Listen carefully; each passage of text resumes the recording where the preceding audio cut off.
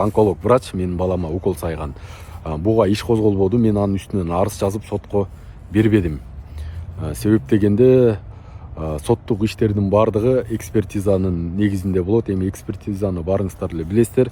Вскрытие кылат, баланы ачат, соет, анализ алат. Мен ата катарында ушул жаш наристемдин, бейкүнөө наристемдин андай кылышын мен каалабадым. Ушул Ирсалиева дарыгер баламды өлтүрүп койсо дагы баламдын арбагына 1000 мертебе ыраазы болсо болот да. Ушул уулум үчүн деп мен аны сотко берип камабадым. Анын дагы жашоосун мен буспадым. Ушул мындан баштап анын ишмердүүлүгүндө эч бир детский онкология ооруканага, больницага онколог врач болууга анын милдеттемеси жок.